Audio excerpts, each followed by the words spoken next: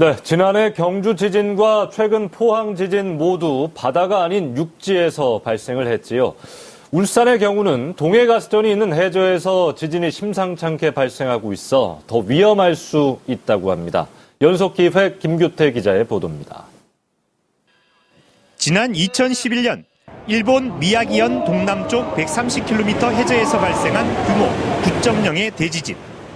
쓰나미가 몰려와 도시를 뒤덮고 후쿠시마 원전에서 최악의 방사능 누출 사고가 발생했습니다. 일본만큼 큰 규모는 아니지만 울산 앞바다에서도 지진이 끊이지 않고 있습니다. 일본 대지진 1년 뒤인 2012년에는 울산 앞바다에서 9일 동안 무려 5차례나 지진이 발생했습니다. 역대 최대 규모의 경주 지진이 발생하기 2달 전인 지난해 7월 5일에도 울산 앞바다에서 규모 5.0의 지진이 발생했습니다. 친구끼리 손잡고 다 뛰어나가고 그때 너무 그냥 무서웠어요. 너무 그냥 지진 처음 느껴보는 건데 막 소름 돋고 그랬어요. 기상청 국가지진센터의 시뮬레이션에서 울산 앞바다 150km 지점에서 규모 9의 강진이 발생할 경우 파고 8.9m의 쓰나미가 30분 만에 울산에 도달해 석유화학공단은 물론 이곳에서 5km 떨어진 시가지화공항이 물에 잠기는 거로 나타났습니다. 실제 우리나라 동해에는 역단층과 정단층 등 다양한 단층대가 형성돼 있어 지진으로 인한 쓰나미 피해 가능성이 있습니다.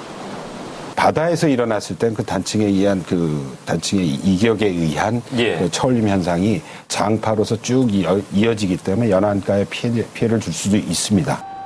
특히 울산 앞바다 남동쪽 58km 떨어진 동해가스전 아래 안반층에는 대규모 가스도 매장돼 있어 지진으로 인한 누출 피해도 안심할 수 없습니다.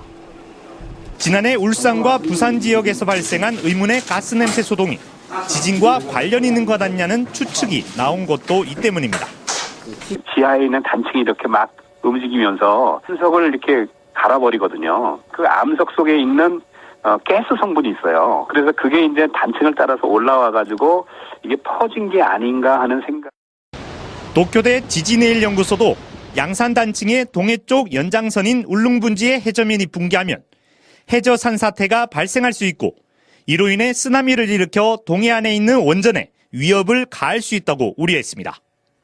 하지만 아직까지 울산 앞바다 단층에 대한 면밀한 조사도 쓰나미 대비책도 마련되지 못하고 있습니다. UBC 뉴스 김규태입니다.